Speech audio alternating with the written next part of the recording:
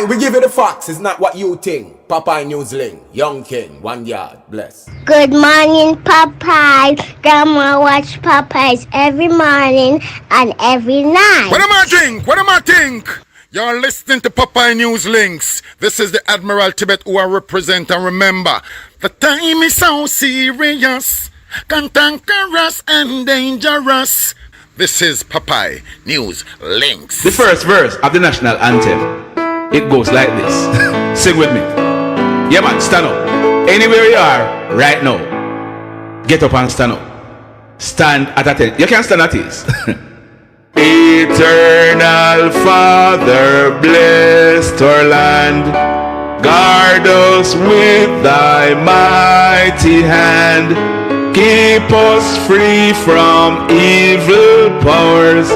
Be our light through countless hours. To our leaders, great defender, grant true wisdom from above. Justice, truth be ours forever. Jamaica, land we love. Jamaica, Jamaica, Jamaica, land we love. So, here's some sound, you know, when I was singing the chorus. Boom.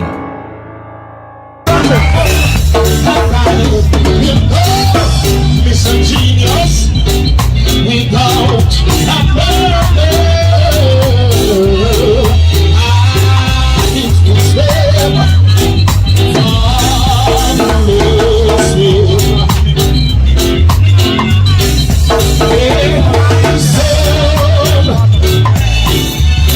shall fear no evil.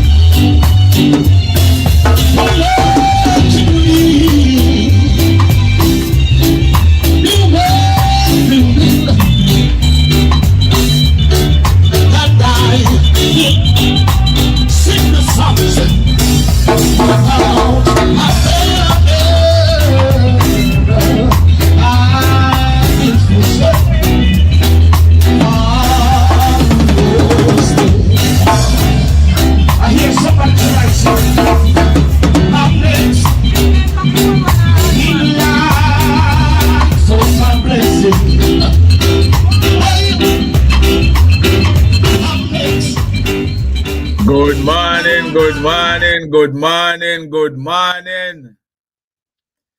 Good morning. Are you next in line for your blessing? Are you next in line for your blessing? Are you already blessed? Oh no do, oh no do. Ilea Mullins, Paulette, Marvalee, Janice, Junior, Annette, Faye, Lizzie, Joan, Mr. Ferguson, Mr. Ashton Ferguson. Oh, it's Cayman, sir. Big up yourself. Big up yourself, my brother. Long time, long time. Alicia, Lana, Davian, Marcia, Ladybug, Wagwan. Big up yourself. Yuna, Andrea. Oh no do, oh no do, oh no do, oh no do. Echo. Tavares. Jennifer.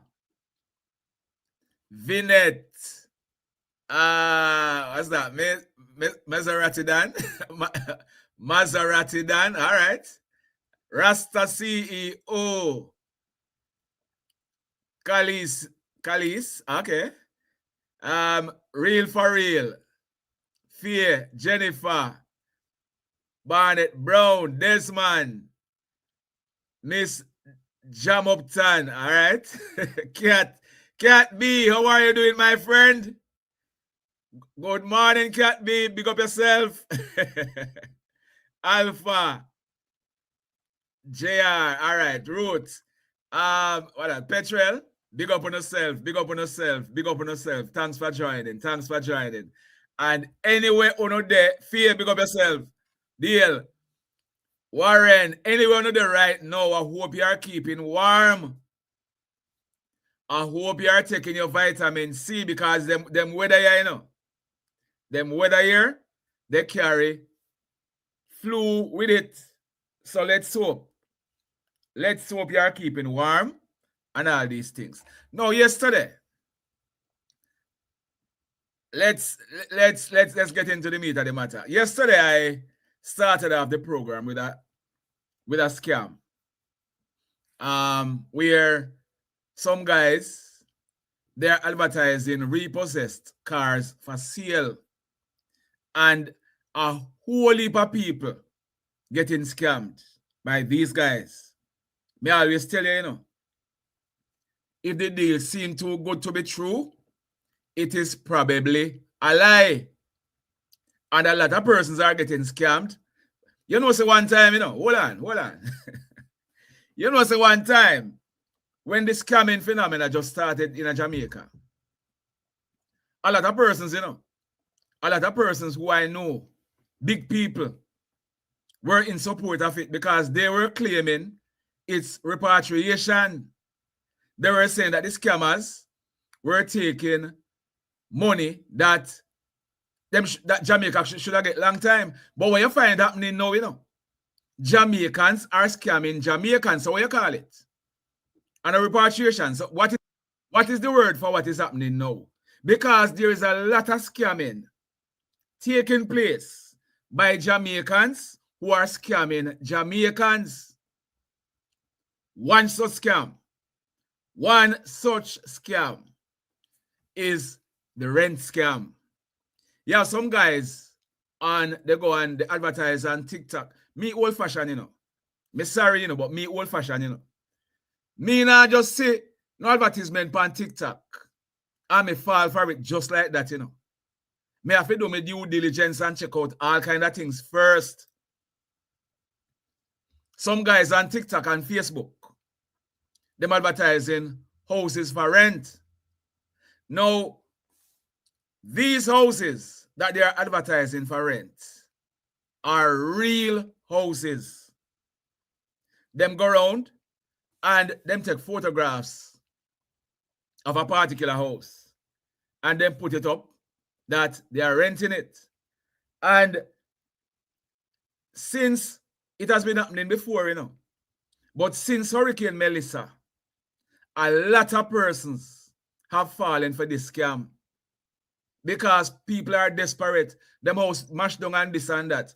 I want you to listen to a young lady who was scammed by these scammers. I kind of tweak her voice, our voice to avoid, But I want you to listen to this lady.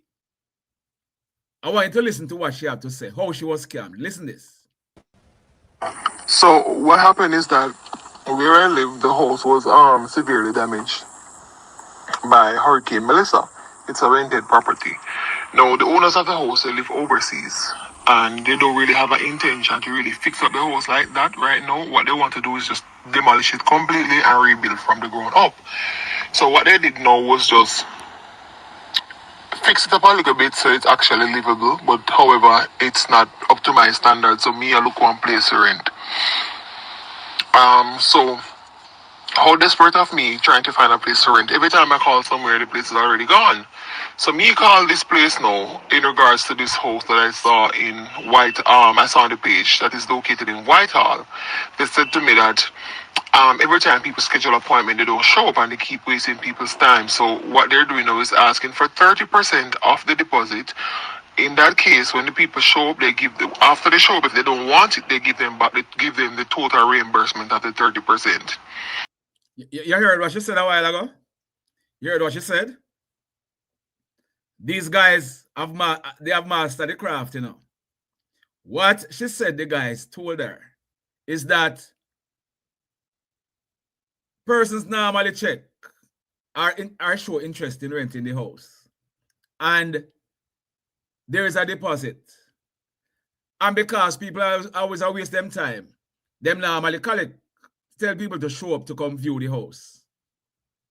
And according to them, because persons are waste them time, them now do it so again. They are now asking for 30% of the deposit before you can go view the house. You understand? They are now asking for 30% of the deposit before you can go view the house. Listen this. Continue. But this is to prevent them from wasting their times.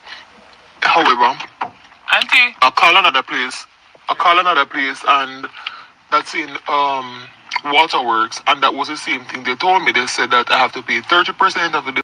So you see, it's a group of guys working, you know, and them have different pages. So when you call this one here, you call somebody else, and the same set of people them at work. So them, that's how they're doing it now. They might tell you, say you have to pay 30% before you can go view the house. Deposit to be able to see the house in Waterworks. So I then started to believe that it's actually something that they're doing now. Anyways, I went ahead and I paid the 30%, which is $39,000.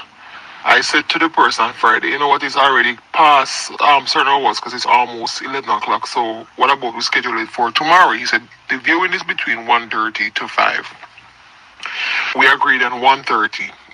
I drove to Negril from both after 11 because I had some stuff to do in the town. So it was me and my mommy.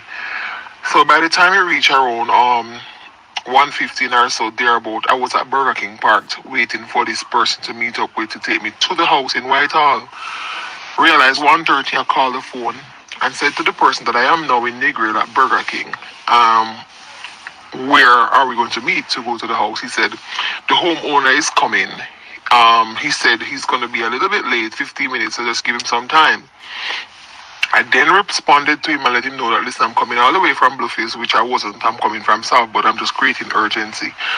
I said, I have to respect people's time just as how I want you to respect my time. Hence the reason why you say I must do 30% because you don't want nobody waste your time. Well, I am on the receiving end right now. Anyways, we hung up. I was there waiting. I realized it's 3 minutes after 2 when I look at the time. I called back. I said, where's this person? I'm still here waiting. He said, let me go on three-way and call him.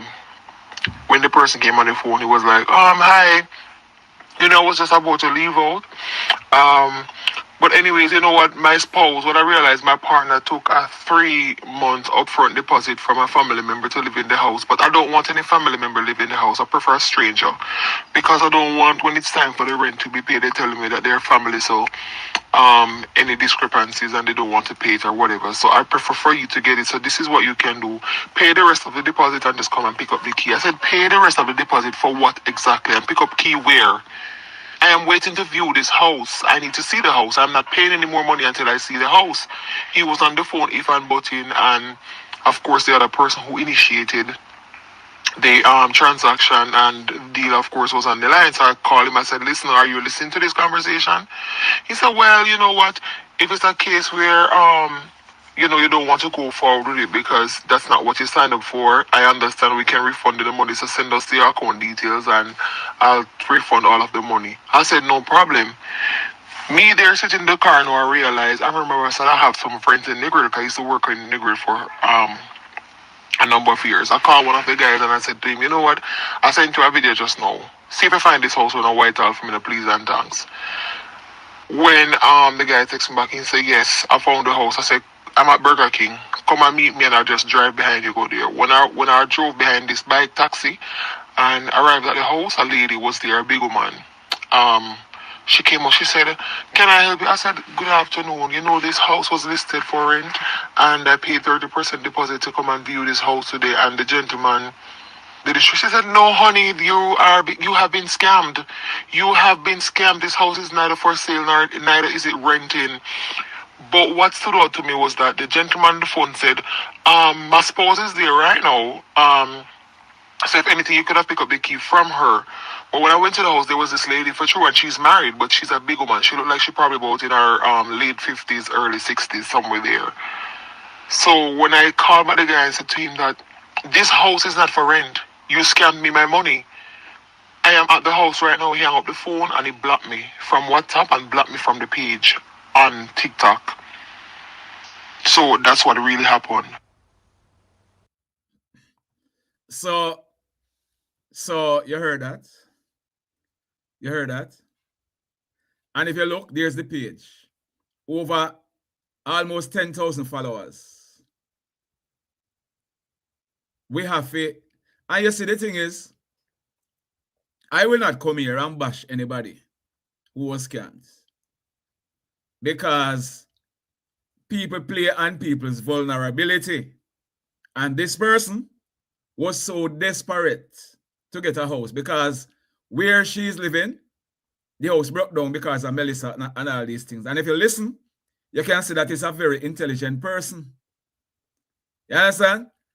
But people play on people's vulnerability. One time, we used to cuss and say how the white people then fool to make people scam them. And only white people get scammed, you know, but that's what many people used to say. Because the guys were scamming, chopping people in America or people elsewhere. So a lot of people used to say, how them fool for me. Look here. What we call this now? An reparation. What's the name? Because a lot of scamming taking place. And if you look on your screen, you know, that I block out for privacy issues because I don't want no problem with YouTube and privacy, whatever. So I cover the account number. But that account is a legitimate bank account at NCB, St. Diego branch, Spanish Town. You understand? And if you go on TikTok, there are guys who are there renting bank accounts, you know. So most of the times, these people, Tarika Smith, might not know not about this scamming. She just see something on TikTok and she feel a way. She see a way where she can make some extra money because these guys, they are renting bank accounts. All them want is your account information. They might have meet up with you or them have the what them call it, the key the way you click on.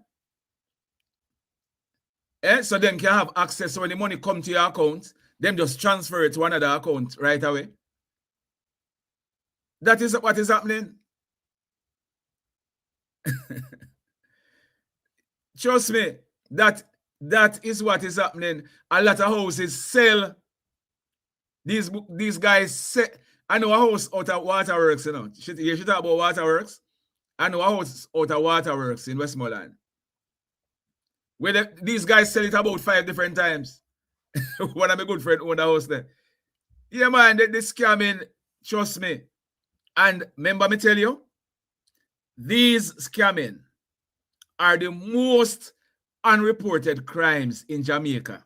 Because when these people go to the station and make the report, police just write down their report on a piece of paper. It's not documented. And that's the danger, you know. That is the danger. Because when you are seeing these crime statistics, you are not seeing nothing about these scams on it. They are not recording it in the book. Even the stealing of motor vehicles is one of the most unreported crime in Jamaica, you know. Scamming and the stealing of motor vehicle, you know.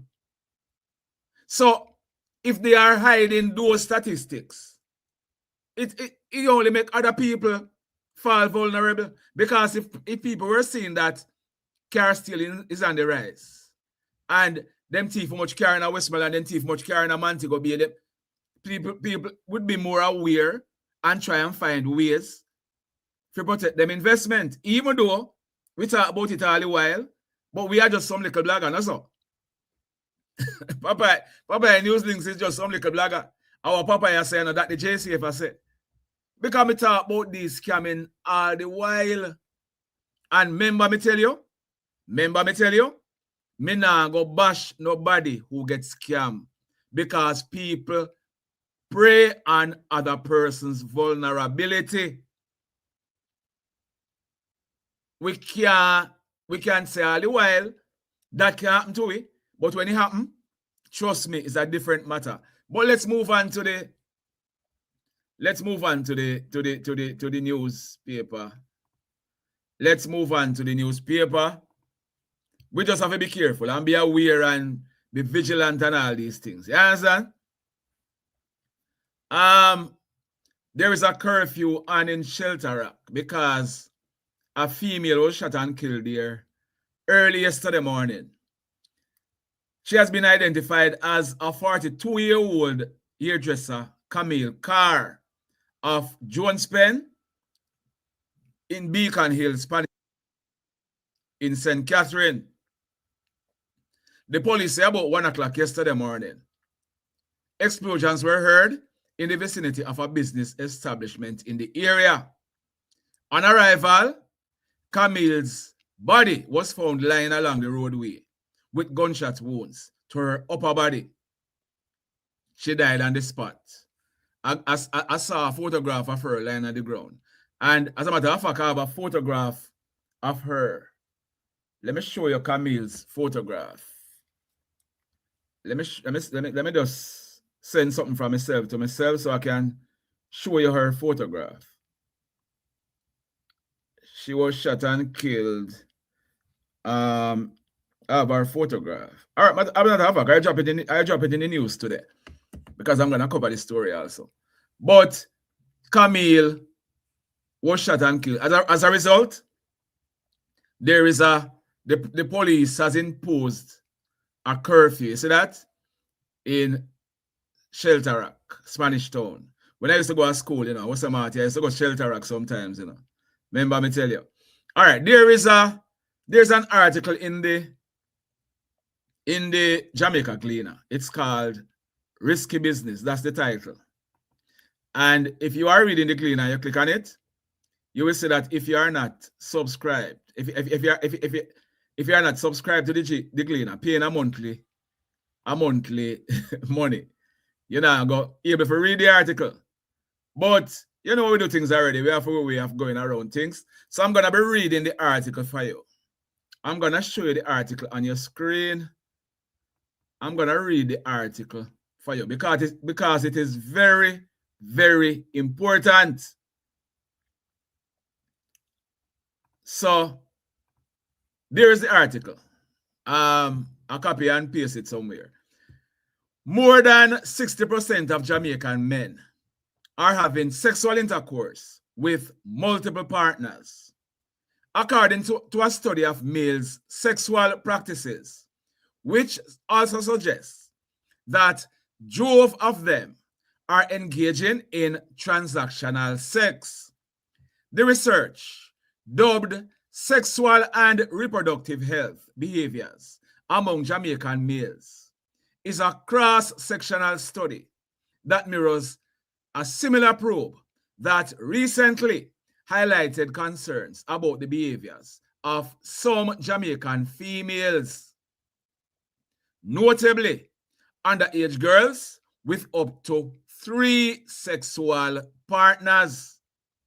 Data for the assessment, carried out by a local researcher, Paul Bourne, were pulled from the Ministry of Health and Wellness Reproductive Health Survey for 2021 to 2022.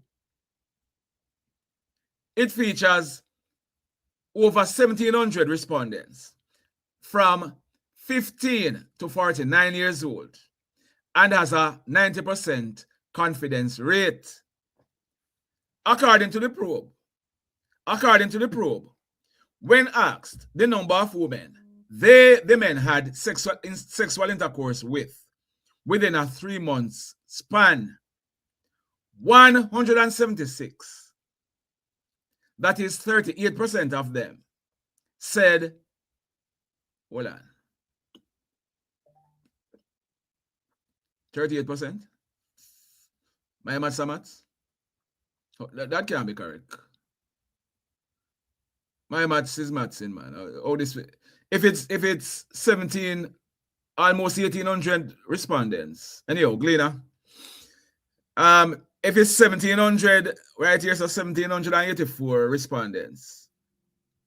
176, no more like 10%. Anyhow. Said 176 of them said 2 partners. 56 of them said 3. 22 of them said Anyhow, meanwhile, 940 of the respondents said they had sex with more than 10 women in their lives. 45 of them said 5, while 38 said within their lifetime they had sex with 4 women. Transactional sex. 22% of the respondents reported having sex with 7 women, while only 27 of the respondents said they had sex with only 1 person in their lifetime. The findings revealed high levels of sexual risk behavior. The article is long. I will not go through the whole line. But these are the reasons why I said that's not news. Eh? Rasta CEO, that's not news. Why I tell you? Boy. Anyway, let's move on. We're gonna go back to the cleaner. We're gonna go back to the cleaner.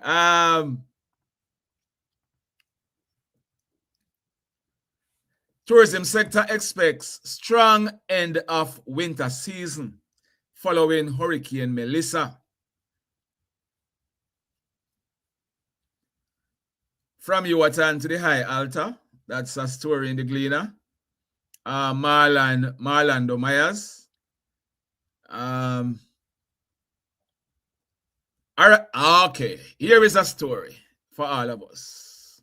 Because you know, say, in the last year and the year before, I carried a whole heap of report of persons leaving the USA to Jamaica with them firearm, either intentionally or unintentionally.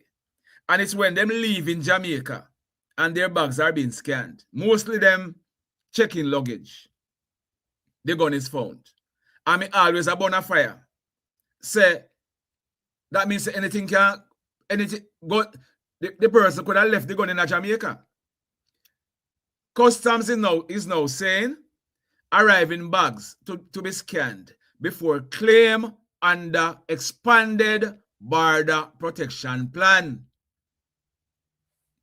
The Jamaica Customs Agency has announced plans to expand its non-intrusive inspection capacity at the nation's the nation's airports. You know, when we did a bonfire about it, you know, I was coming to Jamaica from, I think, New York. Me I come from, and when we reach me I go through customs. When I'm immigration virgin, see me and say, "Well, go on, Papa," and Mr. Me there, you know, and the custom person recognize, say, "Oh, Papa, are you a Papa News Links?"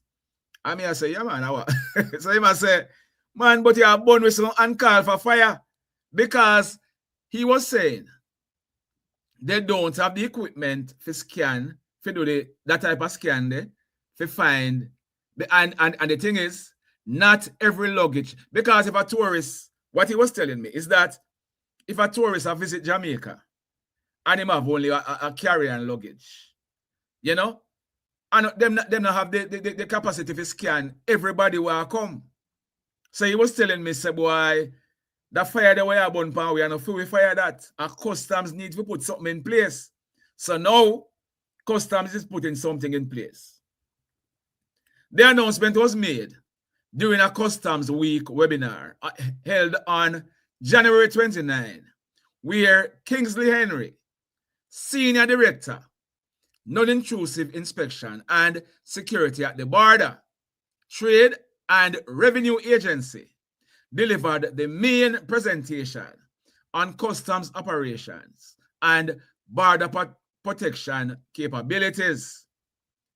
Henry said, current scanning operations are diffused, requiring sufficient human and technical resources.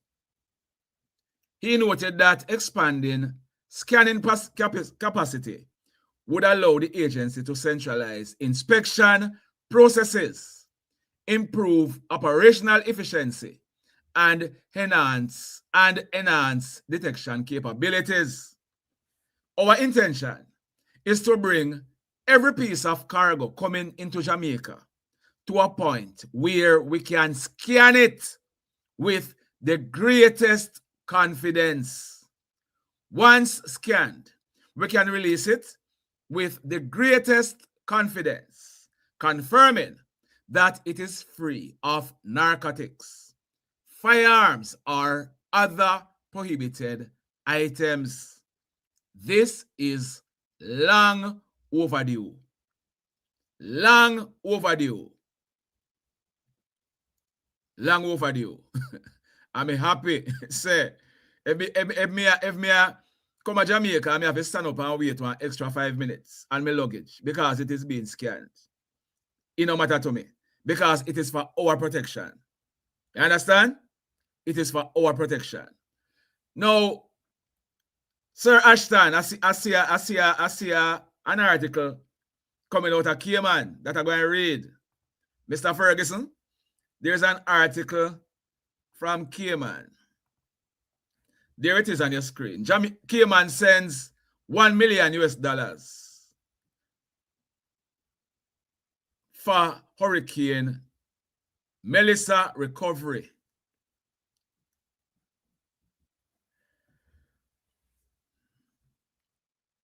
The Cayman Islands government has reaffirmed its commitment to the people of Jamaica by disbursing $1 million US in financial assistance to Jamaica following the devastation caused by Hurricane Melissa. The latest contributions forms part of government's overall pledge of approximately $1.2 million US announced in October last year to support Jamaica's recovery and rebuilding efforts following the hurricane which devastated Jamaica. It follows a shipment of emergency relief supplies valued at nearly 200,000 United States dollars, delivered by a delegation led by Premier Honorable Andre Ebanks on October 30 as the first relief flight to land in Jamaica. The US $1 million has been allocated across 3 key areas: a community voucher program, education recovery, and an agricultural restoration program, and will support recovery efforts in the country's western region. Cayman, thank you no. Cayman, thank you no. Thank you no. Thank you no. Tina Wagwan, J Summer. Why J Summer? Yesterday you say you went out of Icon. I got some videos, trust me. One of my friends said him go out there, you know, because he wanted some dental checkup. And when he registered in the line for the dental checkup, him got number 400 and something. And him said, boy, I'm decided him not leave. In our stay, him probably go on dentist. But he said when he was leaving, it was 700 and add them reached for the dentist line alone, you know, J Summer. But Mr. Chaibar, my good friend, you know, at Icon, he sent me something to advertise it on my Facebook page. And Mr. Chaibar should have known, say, once you send me something for advertise, a whole heap of people are going to hear about it and come. So when I see the video yesterday, they were not prepared for the amount of people that were there. Right, Jay Summer? Them never dream say. Them would have, so much people would have come there yesterday. They never dreamed that. But they should have known, if they give me something to advertise, I hardly advertise, you know. Because people check me all the while, they want me to advertise them business. And I tell them, I'm a criteria before I advertise. And some of them I say, boy, your criteria too strict because them feel like some if you just take our money and do the advertisement. No, I know some do it. And if I take $1 from Mr. Chaibar because this is a good community venture. But him should have known, so once him give me it for advertise, people are going to come like rice grain. Anyhow, we could continue with the news. Let me check on the sports page of the, let me see what's happening in sports in the Jamaica Gleaner. Let me see what's happening in sports. Portmore back on winning trail. Jamaican athletes bagged 3 wins at Melrose Games yesterday. Indoor 400 meter. Jamaica's Oakley on top of the world. Now, Darren Sammy, he's saying that the bowlers are key to West Indies winning the T20 World Cup title. Ah, boy. So let's move on to the Jamaica Observer. Let's move over to the Jamaica Observer. But before we go to the Observer, the Grammy Awards was yesterday, and Kez Namdi won the best reggae/dancehall album category. Now look on Kez Namdi and see if you can see him resembling anybody who you used to see on TV. I'm gonna read about Kez Namdi, but look at him and see if he resembles anybody. Because a lot of people are going to be surprised. Because enough people are asking, who is Kez Namdi? Let me tell you, read this article from dancehallmag.com. Jamaican singer Kez Namdi has earned his first his first Grammy win, taking home Best Reggae Album for his sophomore album, Blood and Fire, at the 2026 Grammy Awards. The win was announced by presenter D.D. Bridgewater during the premiere ceremony at the Peacock Theater in Los Angeles on Sunday. This was the first time Kez Namdi was being nominated. Reggae music has always been a music where defend truth and right, and African liberation, and black man redemption. That's what Kez Namdi said in accepting the award. I'm going to show you him accepting the award and let you listen to what he has to say. But let me tell you some more about Kez Namdi. Or before that, he expressed gratitude to his mother and father and his team. We represent Jamaican culture and dancehall and reggae, he added. Kez Namdi, he tapped an all-Jamaican field that include Lila Ike. Her album was Treasure Self-Love. Vybz Kartel's album was First Week Out. Jesse Royal, No Place Like Home, and Mortimer, From Within. The 13-track Blood and Fire was released independently on August 22 last year, with 3 of the songs featuring Kelisa, Mavado, and Massacre, respectively. So let me show you Kez Namdi accepting his award.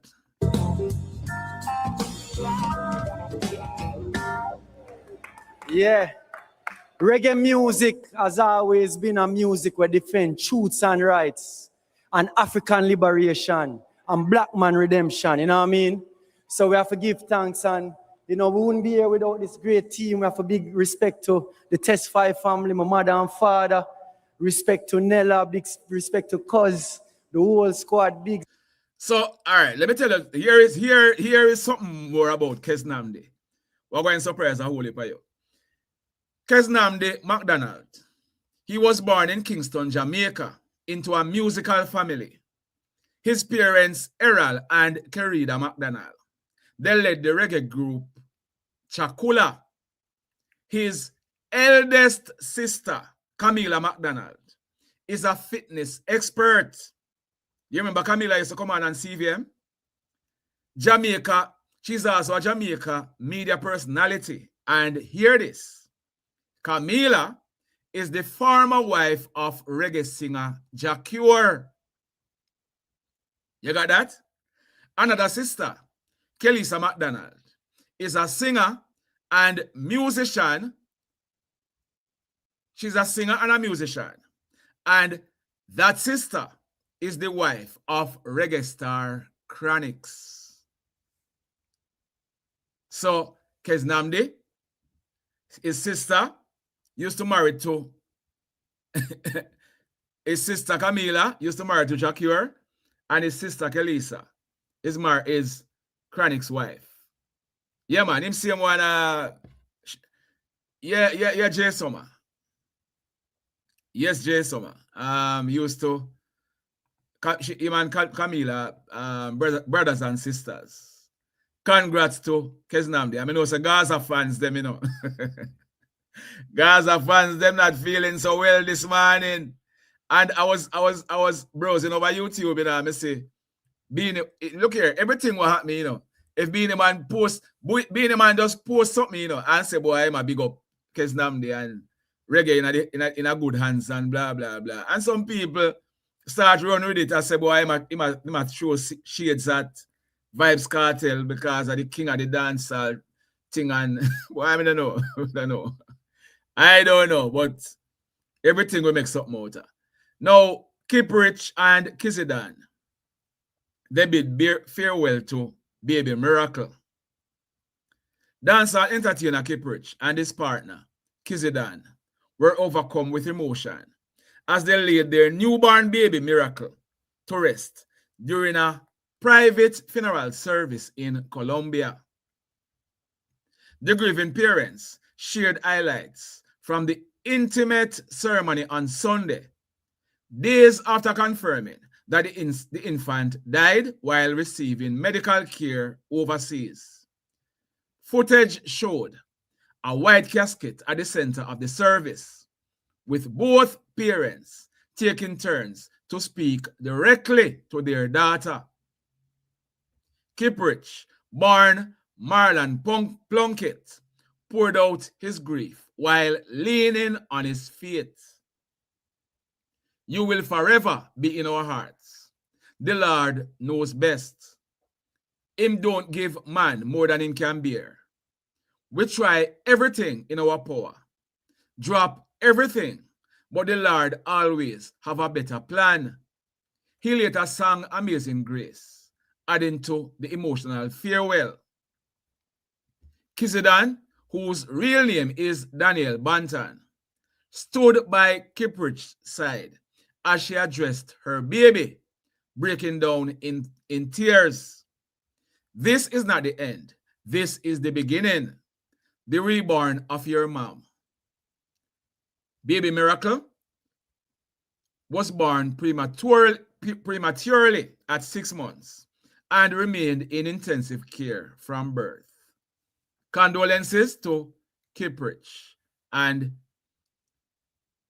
Kizzy-Dan. May Miracle's soul rest in peace. Last week, I read a report from the Star. Last week. Last week, I read a report from the Star about some galanginans in a church. Friday. It was Friday. I read it? Yeah, Friday. Where a pastor's wife was talking about some happenings in the church. Now, church secret. Sex club shocks pastor. Wife says faith community ignores woman's sexual need. So, the explosive claim that a pastor's wife is running a secret sex club inside the sacred walls of her church has triggered outrage and condemnation. But she insists that the uproar has conveniently drowned out the real issue the story exposed. The church's enduring refusal to confront women's sexual and emotional dissatisfaction in marriage. Candy, who was at that hour really, who was identified in the Weekend Star as the organizer of a covert sexual arrangement that has been operational for years, said reactions have focused almost exclusively on shock, scandal, and moral outrage rather than the unmet emotional and physical needs she claims drove the behavior. The revelations have even sparked discussions within Candy's. The revelations have even sparked discussion within Candy's own household. She said her husband, the church's pastor, was stunned when he read the story and openly criticized the actions described, questioning how such activity could have taken place within a church settings. She said her husband, the pastor, remains unaware that she was the architect behind the club's operation. What he has done, she said, is ask how she feels within their marriage. He's judging the story. But he hasn't asked me if I am satisfied. For a second, I was silently hoping the story inspires him. That absence, she said, reflects the wider reaction she has observed. People talk around the issue. Very few are willing to talk into it. Last weekend, the newspaper reported on the shocking activities that take place after official service conclude in a sanctuary. After the pastor, Candy's husband, and other congregants leave the building, a smaller group of adults from the church remain behind.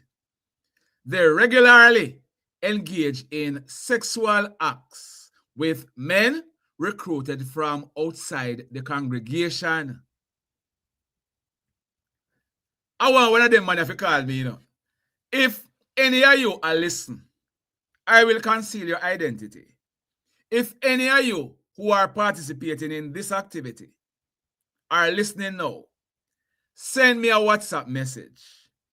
876-458-9111.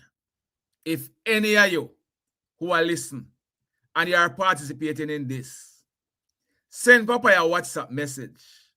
876-458-9111. And don't worry about nobody knowing who you are. Please. And Candy, if you want, come on and talk. Candy, pastor wife, Candy, if you want to come on and talk, send me a WhatsApp message. 876-458-9111. Nobody now know who you are. All right? Please. So here's another story from the Star. Car part stuck on penis. Risky experiment nearly cost man his manhood. The story says a risky attempt to enhance sexual performance recently left one man facing a frightening medical emergency after he reportedly slipped on a metal car component over his penis to maintain an erection. Only for it to become dangerously stuck. The incident, confirmed by medical professionals, forced the man to seek urgent hospital care, when the object began restricting blood flow. Then it must. If it not expand, it must, causing severe swelling and pain. It was a metal ring. Listen what it was now. It was a metal ring placed on the base of his penis to hold the erection, said an emergency room doctor at one of the country's premier hospitals. When blood flowed into the penis, it became erect, but the ring could not expand. You know that me I say? The ring could not expand. As a result, it got stuck at the base. Doctors had to use specified equipment to safely remove the ring and prevent permanent damage. The penis was okay, the physician said, noting that the outcome could have been far worse had the patient delayed seeking help. Why you think so much? you think so much easy? What do we put? You might try whole erection. Then you know you about them have things with that in a body. Them have medical things for that, you know, where you can take, you know. I'm not here promoting anything, but if you go put on a ring, no man, no problem that party. No big problem that, man. If you do that. All right, there's an article in the Jamaica Observer because Dr. Christopher Tufton, he has been on a campaign asking nurses to return to Jamaica to work in the health sector. But this is an article written by Desmond Allen. He's the executive editor. He's saying, nope, we are not coming back. That is the title for the article. A highly qualified Jamaican nurse who left for greener pastures in the United States nearly 2 decades ago has some frank words for Health Minister Dr. Christopher Tufton, specifically regarding his call for nurses to come home to help deal with a crisis in the health sector. No, we are not coming back, said Dr. Cheryl Morgan, who migrated in 2009 after graduating as a registered nurse from the University of the West Indies in St. Andrew. She went on to excel in her chosen profession, pursuing doctoral studies, writing a book titled Jamaican Born about her humble beginnings and becoming a businesswoman.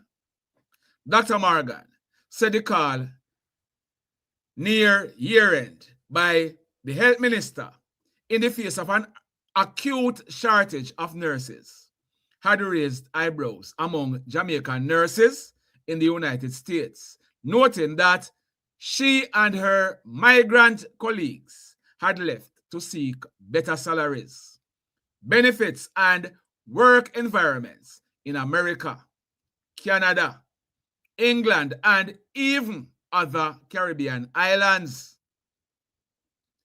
The reality is that nurses are treated poorly in Jamaica by various governments.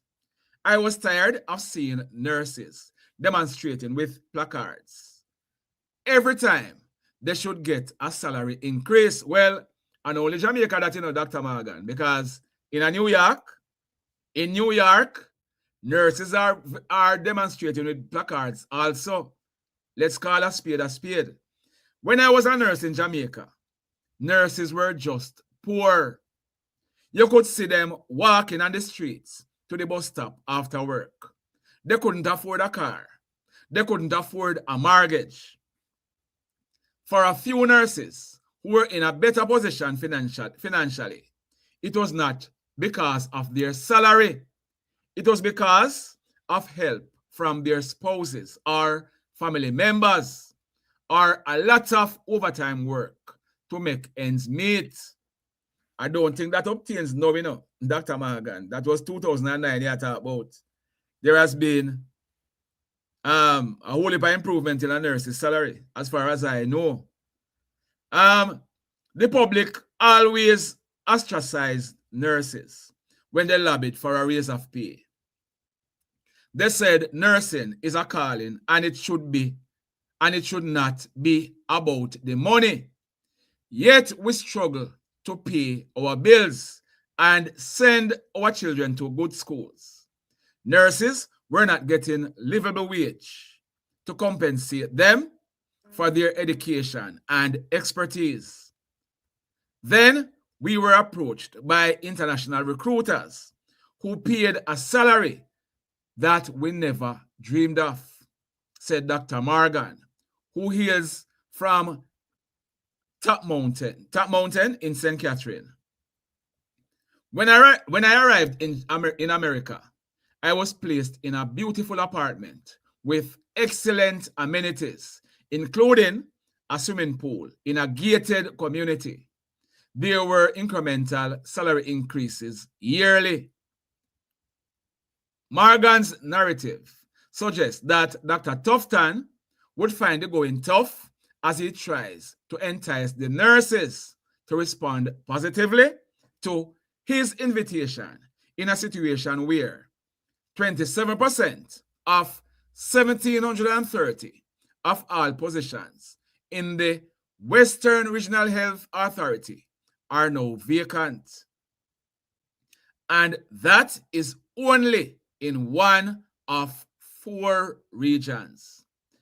Tufton said he had thrown the invites out to Jamaicans during recent visits to Washington, D.C., New York, and Miami, and that he would be formalizing it through actual advertising and promotion. Dr. Tufton, I wish you well. I wish you well, sir. I wish you well. Marley babe, that is it. The environment. That is it, Marley babe. The environment. Because you can talk about the salary and all these things. Let's talk about the environment. You understand? Let's talk about the environment. Our nurse is safe going to and from work. That's one of the biggest drawback. Be careful, you said no. Remember who's president of the US? Anyhow, I'm gonna so Ems. But I wish Dr. Tufton well. Dr. Barrington, that's only a fool run from good. I wish him well, but I don't see that happening. And it's the same thing in the teaching sector, you know. As a matter of fact, I know quite a few, Dr. Tufton, you know, it's not yet, because I know quite a few nurses who they do the exam already in different states, and they are just waiting for call to leave. So it will get worse, Dr. Tufton. Trust me, it will get worse. Yes, the money has improved. If our money we are talking about, the money has improved. Nurses pay, police pay, teacher pay, they have all improved. But that is not the issue for most of these people. It's the working environment. What kind of tool them have to work with and going to and leaving work. That are one of the biggest drawback. I know people who used to work in a Jamaica as security officer. And I have a friend in my work overseas as a security officer, legal, filing, come through and everything. And he put in more hours now and he's more comfortable. As far as he's concerned, yes, he have to pay him bills and this and that, but in terms of security, feeling a sense of security, even though a security work he might do. When him there Jamaica, he used to have been gun and all these things. But trust me, the environment not pretty at all. The working environment, and that's the main issue. All right, my wife and nurse, 8 years now, and can't buy a house. Sorry, Tufton. Why? They thing rough. They thing rough. You're not pretty. But once again, let me check the observer if there's anything else before I call it quits. Anything else that can report and Cavalier lose third straight. Montego Bay maintain lead in Jamaica Premier League. Montego Bay United, well done.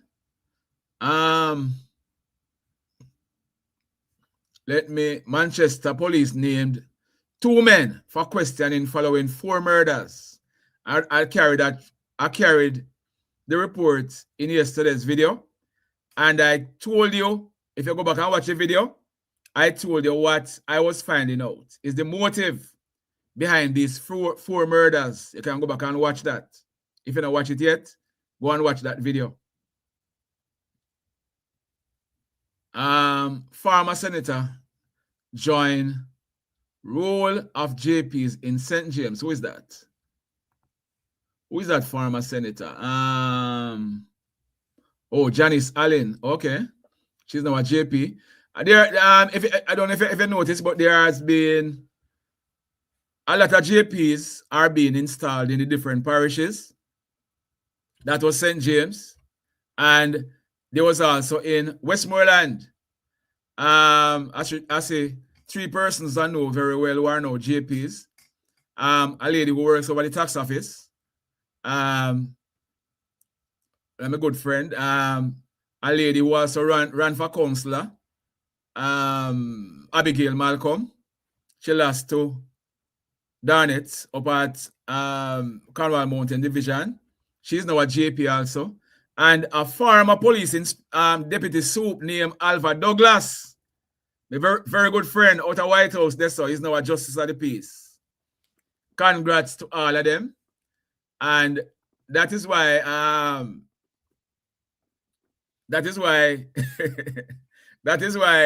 the minister Delroy Chuck was saying, be careful of what you're signing.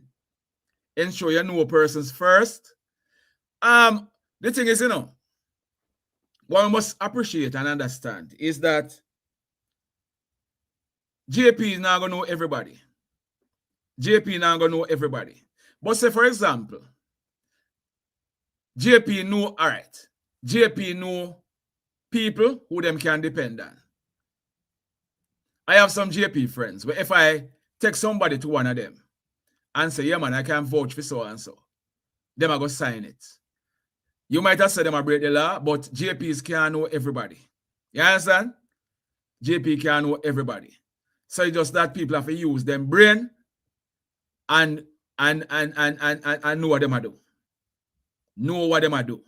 Otherwise, you might have signed something fictitious and later on you're in a problem. You understand? That a person sign them up. Jason, is it signing up? Is it signing up? I know that persons can apply to the custos, but then the custos himself or herself can choose people. But persons can apply, and I think some background checks and all these things are done, and person decide, and then it is done. But JPs, one of the things is JPs are not paid to be justice of the peace.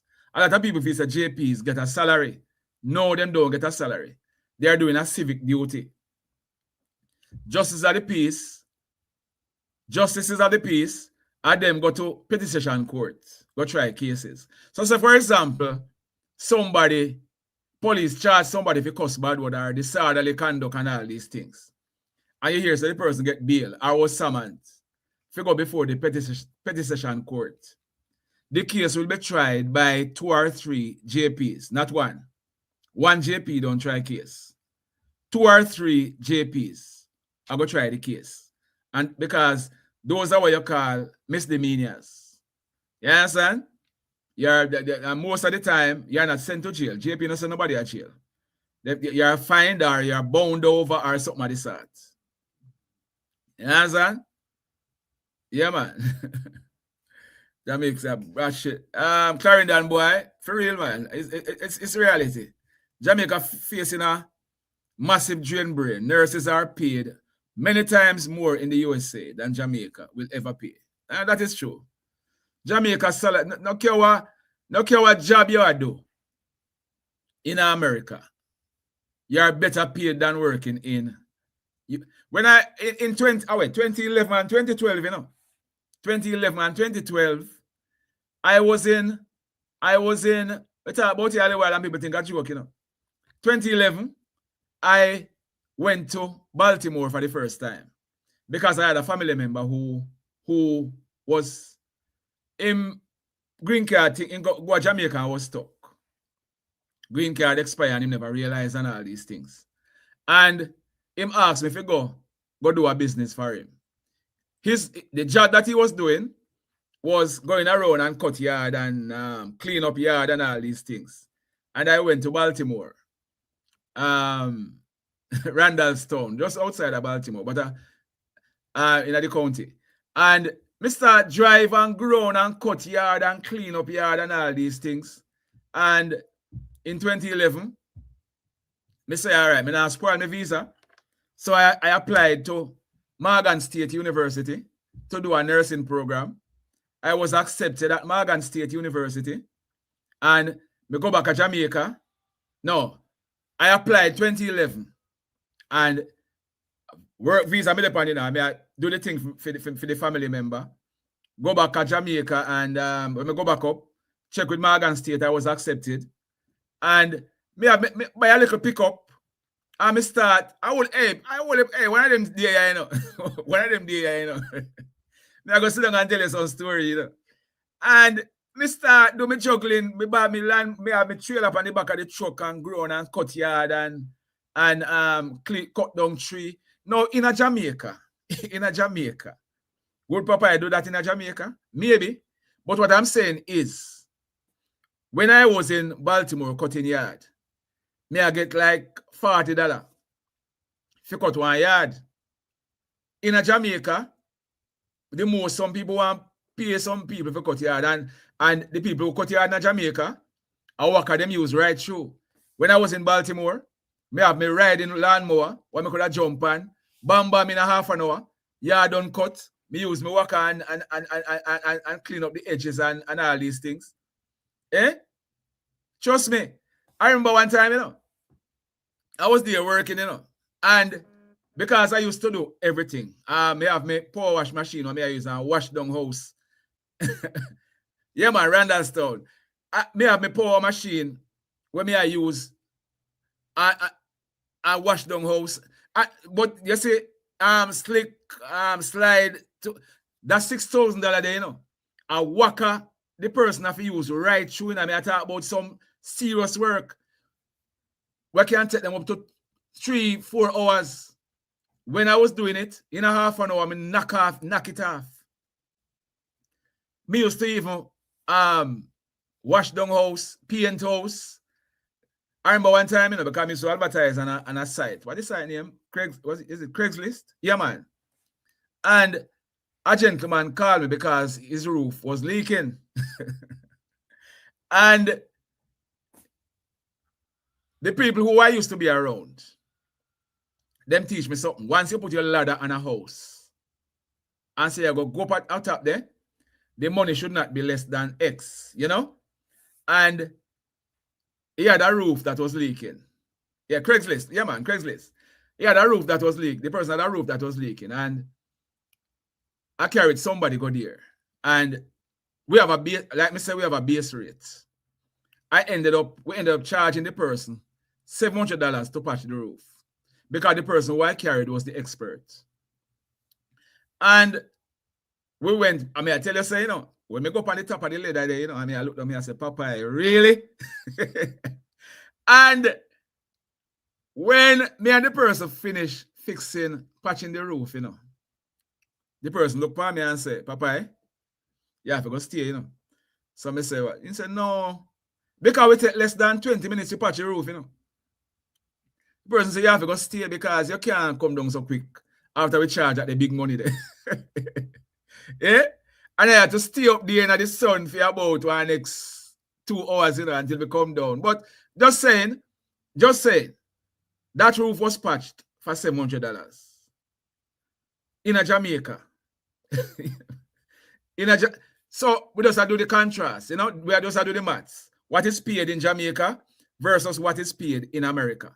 Enough man go America and drive garbage truck. They not do it in Jamaica. Not that me I didn't mean anybody, Not that me I didn't mean any job. But I'm just saying, there will always, like the person said a while ago, there will always be brain drain. Always. And we are talking about every sector where you can think of. Every sector. And enough people, no care what job you do. So for Dr. Tufton, I go say, boy, I'm going to advertise and all these things. I wish him good luck. Because he's thinking about people who are living or working in America and other places to come back home. What I think Dr. Tufton need to concentrate more on is try to take care of who him have now in the health sector. Because I can assure Dr. Tufton that in the next 6 months or so, many of the nurses working there now are going to leave. So try and take care of them. Try to take care of those who you have working there now, rather than trying to encourage people to come back home. Because a lot of who are in the sector now, I know personally of some who them do the exam already, pass them exam, all they are waiting on is the call to leave. Same thing with teaching. Same thing in the teaching sector. A lot of persons, them going at it, them spend 1, 3 or 4 years, and then them cut. That's a tough time. Deal with what you have now. Deal with what you have now. This thing about encouraging people to come back, come work, it not going to happen. So take care of who you have in the sector now. Anyhow, I said my piece. And join us again tomorrow morning. Well, the Cubans, Jay Summer, the Cubans, we know how the thing go as far as the United States is concerned. And if you notice, Dr. Andrew Michael Holness, him now do nothing at all or say nothing at all to upset the Americans. Him now say nothing at all. Him now do or say nothing. So if Marco Rubio go or a Jamaica and say the Cubans must go back home, nobody asks. Them a go back home. You understand? So, Dr. Tufton, take care of what you have right now. Yeah? Take care of what you have. My first job when I was 15 was at McDonald's while going to school. We have learned so much, especially to be polite. Nowadays, they don't want to work there because to them, it is below them. I think I drew up echo. Anyhow, thanks for joining. We'll be dropping the news later on today, and we'll be back tomorrow morning with more news, reviews, and views. News, reviews, and views. All right? Keep on telling a friend, tell a friend. Join us tomorrow morning. All right? Blessed love, everybody.